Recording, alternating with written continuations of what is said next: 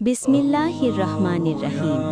প্রিয় ইসলামী ভাই ও বোনেরা, রাসূলুল্লাহ সাল্লাল্লাহু আলাইহি ওয়াসাল্লাম ইরশাদ করেছেন, প্রত্যেক বস্তুরই যাকাত আছে, আর শরীরের যাকাত হল রোজা।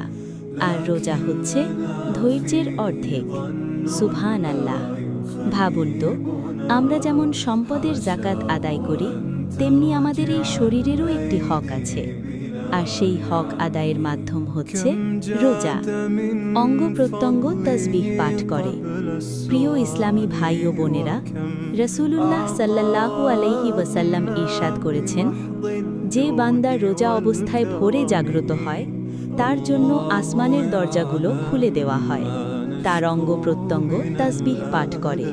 প্রথম আসমানের ফেরেশতারা সূর্য অস্ত যাওয়া পর্যন্ত তার জন্য মাগফিরাতের দোয়া করতে থাকেন। যদি সে 1 বা 2 রাকাত নামাজ পড়ে, তবে আসমানে তার জন্য আলো উদ্ভাসিত হয়। এমনকি জান্নাতে তার জন্য নির্ধারিত হুরেরা বলে, হে আল্লাহ, আপনি তাকে আমাদের কাছে পাঠিয়ে দিন, আমরা তার সাক্ষাতের জন্য অধীর অপেক্ষায় আছি। আল্লাহু আকবার। আর যদি সে লা ইলাহা ইল্লাল্লাহ বা সুবহানাল্লাহ অথবা আল্লাহু আকবার পড়ে, তবে 70,000 ফেরেশতা সূর্যাস্ত পর্যন্ত তার জন্য সওয়াব লিখতে থাকেন। কি অশেষ সৌভাগ্য একজন রোজাদারের! প্রিয় ইসলামী ভাই ও বোনেরা, রাসূলুল্লাহ সাল্লাল্লাহু আলাইহি ওয়াসাল্লাম ইরশাদ করেছেন, যে বান্দা রোজা অবস্থায় জান্নাতের ফল খাবেন এবং জান্নাতের পানীয় পান করাবেন, সুবহানাল্লাহ।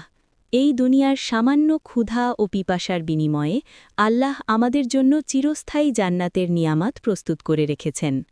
প্রিয় ইসলামী ভাই ও বোনেরা, রোজা শুধু না খেয়ে থাকা নয়, এটি ঈমানের শক্তি, ধৈর্যের পরীক্ষা এবং আল্লাহের নৈকট্য লাভের এক মহামূল্যবান সুযোগ। আসুন আমরা রোজাকে ভালোবাসি, রোজার মর্যাদা